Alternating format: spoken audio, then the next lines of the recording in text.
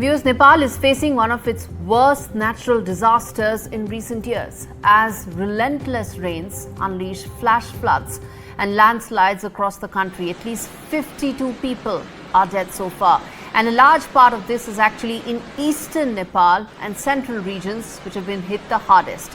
Key rivers like Koshi, Tamor and Arun are actually flying above danger levels. 6 out of 7 of Nepal's main districts have been impacted by the flooding.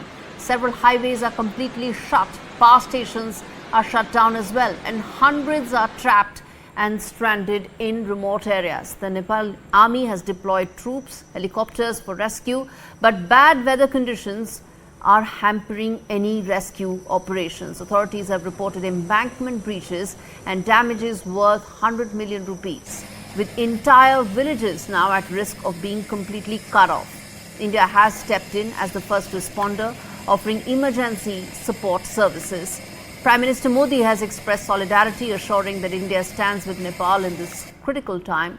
As water levels continue to rise, Nepal's government has urged citizens to stay alert, brace for more rain in coming days as well. There have been some compensation that has also been offered and given by the Nepal government in the wake of very large number of casualty figures that are coming in. Let's get in Vishal Vivek, my colleague, for more on this. Now, Vishal, this is very distressing. These visuals itself tell just the scale at which destruction has actually taken place in Nepal.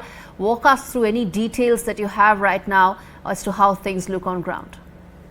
Well, Gauri, as we speak, the Nepalese army and air force, they are trying to rescue as many people as they can. They have limited resources because remember, Nepal is one of the poorest nations on earth, and it had already been grappling with many problems of its own. It has an interim government in place that had replaced a really troubled government that had been replaced by a new government due to protests that had rocked the country. Many people died, so there was already fresh element of surprise in the Nepalese heartland. But add to that, we have this fresh tragedy. Almost 55 to 60 people have been killed. The latest reports state that. How India, helps them out, that will have to be seen. The Prime Minister has already expressed solidarity and has sent out some aid. How Nepal itself manages this will have to be seen, because as I mentioned, they have limited resources.